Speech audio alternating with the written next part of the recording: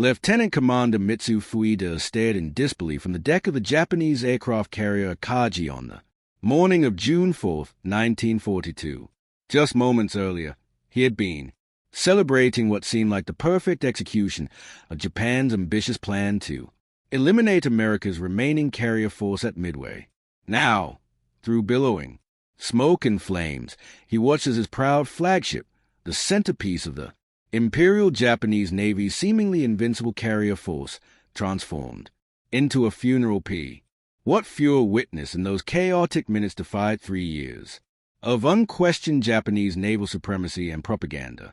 The carrier force that Admiral Yoroku Yamamoto had once boasted could run wild across the Pacific for 6 months was now facing annihilation in less than 6 minutes. Fuel clutched the railing as another explosion rocked the massive vessel. In that moment, he understood a devastating truth. The mighty Imperial Japanese Navy had catastrophically underestimated its American enemy.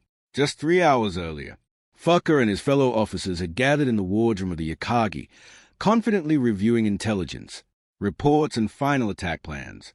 Admiral Chuichi Nagumo, commander of the 1st Carrier Division and veteran of Pearl Harbor, had permitted himself a raised smile as he studied the tactical map. "The Americans are predictable," he remarked to his staff. "They will sacrifice their remaining carriers exactly as we have planned." Captain Minoru Genda, the brilliant tactical architect behind both Pearl Harbor and the Midway operation, nodded in agreement. "Their carrier doctrine is primitive compared to ours," he added. "They have neither the pilots nor the experience to challenge the combined fleet." The assembled officers murmured their approval.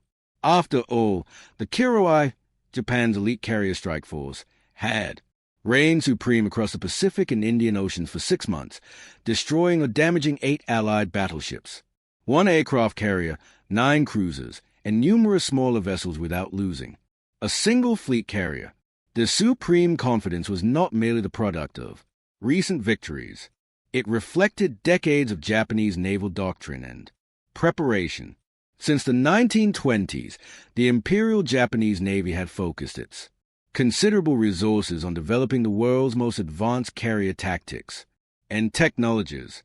Japanese naval aviators underwent rigorous training programs lasting 2 to 3 years, far longer than their American counterparts. By 1942, Japan's carrier pilots averaged 700 hours of flight time compared to the mere 200 hours typical of American naval aviators. The Japanese A-6M0 fighter was widely acknowledged as the most maneuverable fighter aircraft in the world, outclassing anything in the American inventory. Most significantly, the Japanese had pioneered the concept of the mass carrier strike force, concentrating 4 to 6 carriers in a single formation to deliver overwhelming air power against enemy fleets. The Japanese carrier admirals had particular reason to dismiss American carrier capabilities. In April 1942, Vice Admiral William Bulkeley had led the USS Enterprise and USS Hornet on the audacious Dittle raid against Tokyo. While the raid caused minimally physical damage, it represented an unacceptable loss of face for Japan's military leadership.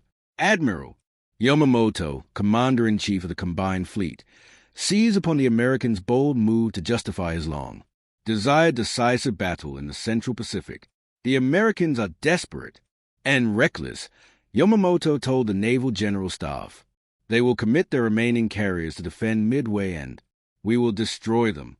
The Naval General Staff, initially reluctant to divert resources from the ongoing southern offensive toward Australia, eventually acquiesced to Yamamoto's plan, a complex operation involving 8 separate task forces and 272 ships stretched across the vast Pacific.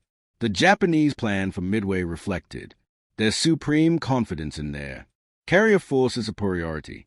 While most of the combined fleet would participate in the operation, the tip of the spear remained Nagumo's 1st Carrier Division.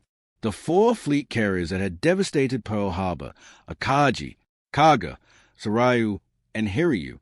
These 4 carriers embarked over 250 aircraft and the cream of Japan's naval aviation. Pilots with combat experience stretching back to operations in China in the mid-1930s. By contrast, American carrier strength in the Pacific had been reduced to just 3 fleet carriers after the loss of USS Lexington at the Battle of the Coral Sea in May.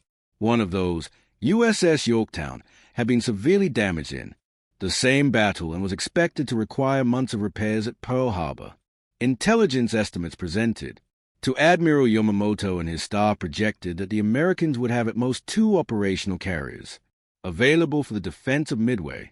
Even this estimate was considered pessimistic by many staff officers who believed the Americans would be reluctant to risk their precious remaining carriers against Japan's proven carrier force. Lieutenant Commander Yasuji Watanabe, Yamamoto's intelligence officer, noted in his staff diary there was a prevailing view that the Americans lacked both the will and the capability to engage our carrier force directly. Most believed they would attempt to defend Midway with land-based aircraft alone, preserving their carriers for the defense of Hawaii. On the eve of the operation, Admiral Nagumo hosted a final strategy dinner aboard his flagship Akagi. According to Lieutenant Masatake Okamiya, who was present, the mood was one of absolute certainty. There was no discussion of potential American strength or tactics. Okami later wrote, "The entire conversation centered on how quickly we would secure victory and whether the Americans would even attempt to defend Midway with their carriers." Rear Admiral Tam Yamaguchi, commander of the 2nd Carrier Division, proposed a toast to the American carriers. "May they be brave enough to face us." The assembled officers laughed appreciatively. None suspected that within 72 hours all 4 of their magnificent carriers would lie at the bottom of the Pacific, and Admiral Yamaguchi himself would choose to go down with his flagship rather than face the shame of defeat. The Japanese confidence stemmed not merely from their recent string of victories, but from a fundamental misunderstanding of American industrial capacity and national character.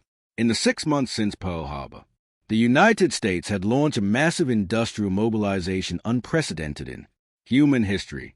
American shipyards were working around the clock 7 days a week. The Brooklyn Navy Yard alone employed 70,000 workers on 3 shifts. New aircraft carriers were being constructed in as little as 16 months, half the time required before the war. At the massive Newport News shipbuilding yard in Virginia, 27,000 workers labored day and night on new Essex-class carriers that would begin joining the fleet in 1943. Even more remarkably, American industry had managed to repair the supposedly crippled USS Yorktown in just 48 hours at Pearl Harbor, a feat that Japanese naval engineers estimated would require at least 2 months in their most advanced facilities. When Admiral Chester Nimitz, Commander-in-Chief of the U.S. Pacific Fleet, inspected the hastily repaired Yorktown before she sailed for Midway, he asked Captain Elliot Buckmaster how the ship was handling. "She's held together with baling wire and chewing gum," Buckmaster reportedly replied. "But she'll fight." This rapid repair of Yorktown would prove decisive in the coming battle, giving the Americans 3 carriers against Japan's 4 odds that the Japanese leadership had considered impossible. On May 27, 1942, Admiral Yamamoto led the massive Japanese armada out to the inland sea, confident that his complex plan would unfold precisely as designed. The operation involved multiple deception measures, including a diversionary attack on the Aleutian Island designed to draw American naval forces northward away from Midway. Yamamoto himself commanded the main body centered around the super battleships Yamato and Musashi, trailing hundreds of miles behind Nagumo's carrier force. This separation of forces reflected Yamamoto's continued attachment to battleship doctrine despite his pioneering use of carriers. He envisioned the carriers softening up American defenses before his battleships delivered the coup prowess in a climactic surface engagement, the decisive battle that generations of Japanese naval officers had trained for. As the Japanese fleet approached Midway, unknown to them, American code-reekers had achieved a remarkable intelligence coup. Commander Joseph Rofert and his team at Station Hypo in Pearl Harbor had partially broken the Japanese naval code JN-25 and had determined the target and timing of the Japanese operation.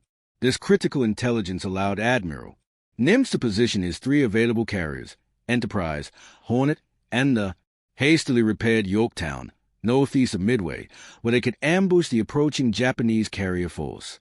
When Rear Admiral Raymond Spruant, commanding Task Force 16 with Enterprise and Hornet, learned of the Japanese approach. On June 3rd, he reportedly told his staff, "They expect to surprise us. Instead, we're going to surprise them." Dawn on June 4th found the Japanese carrier force approximately 200 m northwest of Midway, launching their initial strike against the American base.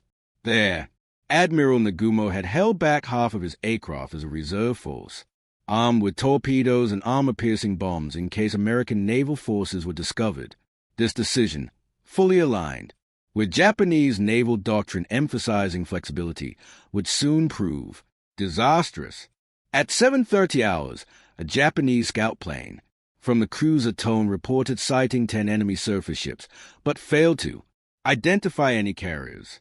16 minutes later, the scout sent an additional message: enemy force accompanied by what appears to be a carrier. This report triggered a crisis in Nagumo's command center. The initial Midway strike force was returning and needed to land. The reserve strike force, already armed with torpedoes for naval targets, would need to be rearmed with bombs suitable for land targets if Nagumo decided to launch a second strike against Midway.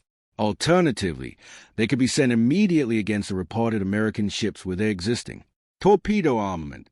After some hesitation, Nagumo ordered the reserve aircraft to be rearmed with bombs for a second Midway strike, a process that would take considerable time as ordnance had to be returned to magazines deep in the carrier's hulls and replaced with different weapons. This fateful decision coincided with the first American attacks from Midway-based aircraft which, though ineffective, forced the Japanese carriers to engage in defensive maneuvering and delayed flight operations. By the time Nagumo reversed his decision and ordered the reserve aircraft to be rearmed again with torpedoes for attacking the American naval force, his flight decks were crowded with returning aircraft from the Midway strike. Fuel hoses snaked across. The decks and ordnance were stacked in preparation for rearming operations. The Japanese carriers were caught in their most vulnerable state. Decks crowded with aircraft, fuel, and munitions when American carrier aircraft finally located them at approximately 0920 hours. The American strike was led by torpedo bombers, slow, vulnerable aircraft that attacked at low altitude. 37 of these obsolescent aircraft from the 3 American carriers attacked the Japanese formation in succession and in a devastating demonstration of Japanese fighter superiority and anti-aircraft fire. 35 were shot down without scoring a single hit. Lieutenant Commander John Waldron led 15 torpedo bombers from USS Hornet in the first attack. Only one pilot survived and none of their torpedoes found targets. Lieutenant Commander Eugene Lindsay led 14 torpedo bombers from USS Enterprise. Only 4 aircraft survived. Lieutenant Commander Lance Massey led 12 torpedo bombers from USS Yorktown. Only 2 returned. From the bridge of the Akagi, Admiral Nagumo watched with satisfaction as the American torpedo bombers were systematically destroyed. "I have never seen such courage in the face of certain death," he reportedly remarked to his chief of staff. But courage alone cannot overcome superior force. What neither Nagumo nor any other Japanese officer realized was that these seemingly futile attacks had drawn the Japanese combat air patrol down to wave-top height, leaving the airspace above the carriers momentarily undefended.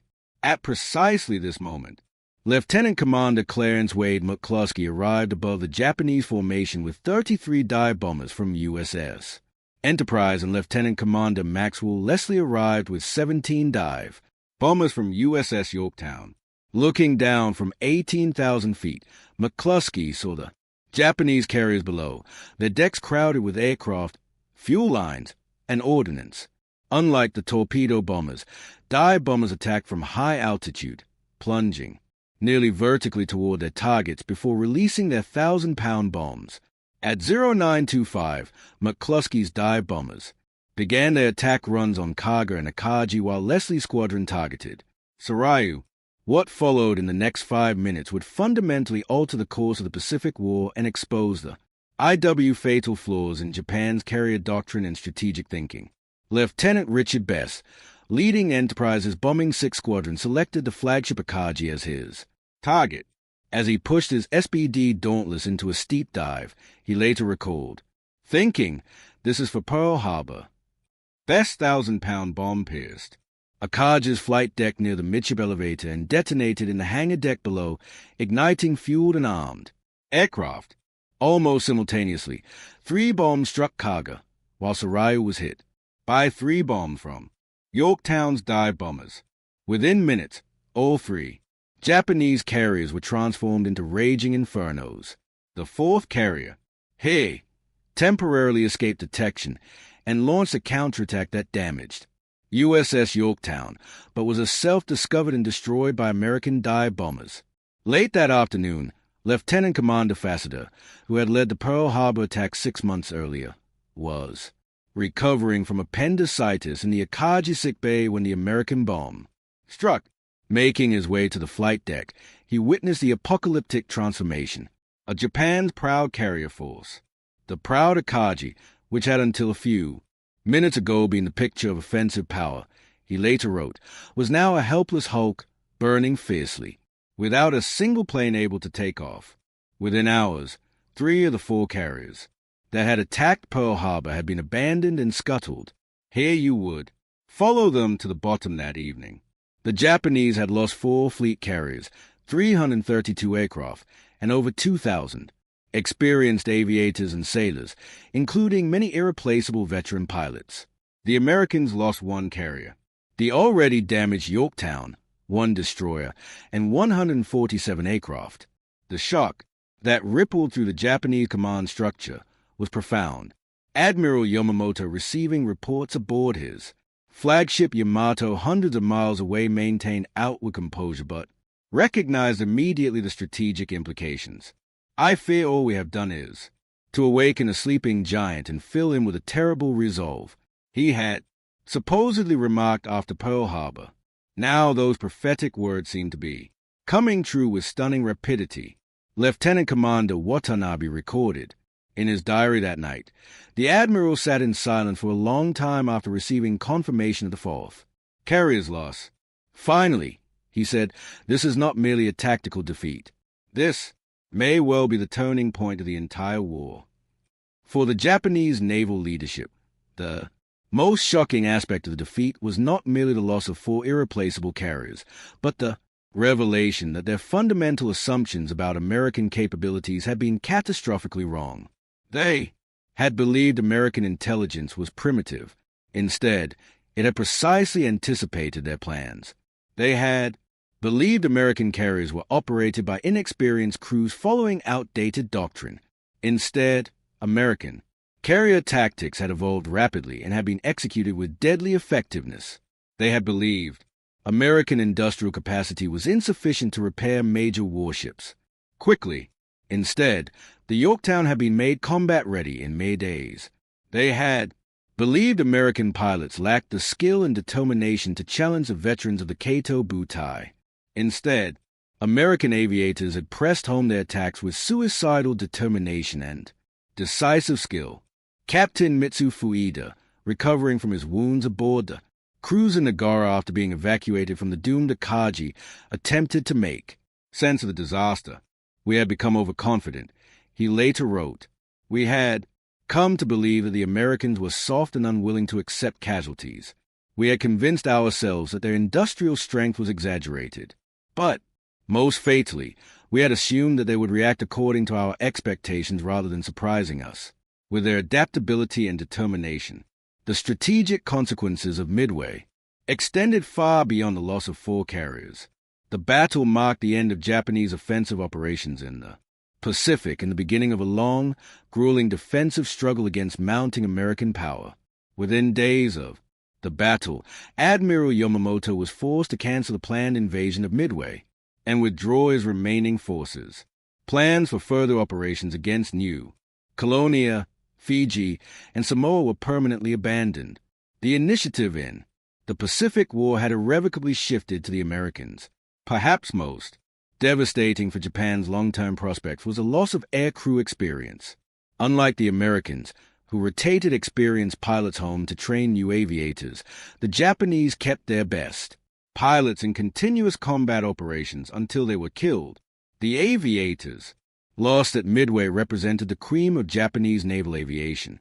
Men with years of training and combat experience dating back to operations in China.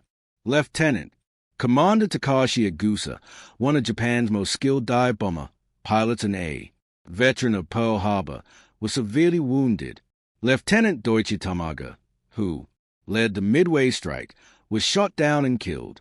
These irreplaceable veterans could not be adequately replaced despite frantic efforts to accelerate pilot Haas training programs. The contrast between Japanese and American approaches to air crew management was stark and revealing. In the 6 months following Midway, the United States would commission 7 new flight training centers and expand its naval aviation training program to produce over 20,000 pilots annually by 1943. Japan, with its smaller population and industrial base, could never match this output. By 1944, Japanese replacement pilots would receive less than 300 hours of flight training before entering combat against American pilots with 450 hours of training. The quality gap that had favored Japan so decisively in 1941 and early 1942 will be completely reversed by 1944. Even more astonishing to the Japanese leadership was the American shipbuilding response. In the 18 months following Midway, American shipyards would launch 9 new Essex-class fleet carriers and 9 smaller Independence-class light carriers. Japan, by contrast, would complete only 3 new fleet carriers during the entire war. By 1944, the U.S. Navy would field a carrier force larger than all other navies in the world combined. The industrial mobilization that made this possible was already underway when the Japanese admirals were confidently mocking American carrier capabilities at Midway. Commander Masateko Kamaya, who survived the sinking of Sarayu later, reflected on the psychological impact of Midway on Japan's naval leadership. We had built our entire strategy on the assumption of Japanese qualitative superiority compensating for American quantitative advantages. Midway destroyed not only our carriers, but this fundamental strategic concept. We suddenly realized that the Americans could match and exceed our quality while simultaneously overwhelming us with quantity. This realization was more devastating than the military defeat itself. The psychological transformation extended to the highest levels of Japanese leadership. Admiral Mateyugaki, Yamamoto's chief of staff, wrote in his diary on June 6, "This war will not be easy. We have underestimated the enemy's potential strength and determination." Emperor Hirohito, upon receiving the official report of the battle, reportedly asked, "How could this happen to the invincible combined fleet?" The Naval General Staff had no satisfactory answer. For the American leadership, Midway confirmed what they had believed but could not yet prove, that American industry, technology, and fighting spirit could overcome initial Japanese advantages. Admiral Nimitz in his official report highlighted the courage of the torpedo bomber squadrons that had sacrificed themselves to set up the decisive dive bomber attacks. They pressed home their attacks with great determination, he wrote, in the face of tremendous anti-aircraft fire and overwhelming fighter opposition. They were living examples of the Navy's slogan, "Don't give up the ship." President Franklin D. Roosevelt, recognizing the strategic significance of the victory, wanted to announce it immediately to bolster public morale. Navy leadership persuaded him to delay the announcement to protect the secret of America's coterie-breaking success. When the victory was finally announced on June 6, 1942, it was presented as the result of courage and determination rather than intelligence. Advantages.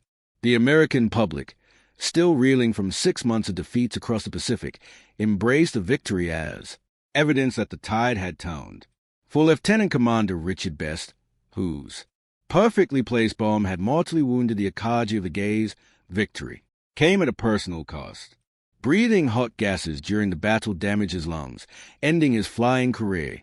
When interviewed decades later, he reflected, "The Japanese pilots at Midway were probably better than we were, and they certainly had better aircraft, but we had surprise on our side. and we had trained to work as a team. Most importantly, we believed we could win, despite the odds. This combination of factors, surprise, teamwork, and determination, had allowed a numerically inferior American force to achieve one of the most lopsided victories in naval history.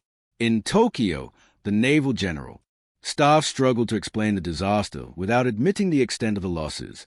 Initial announcements claimed that Japan had sunk 2 American carriers while losing only one of their own.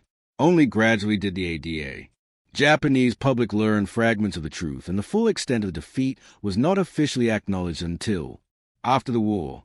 This pattern of deception would continue throughout the conflict, widening the gap between Japan's propaganda and reality until the final, devastating bombing campaigns against the Japanese homeland in 1945. Perhaps the most profound transformation occurred among the surviving Japanese naval officers who had witnessed the disaster firsthand. Captain Minoru Genda, the tactical genius,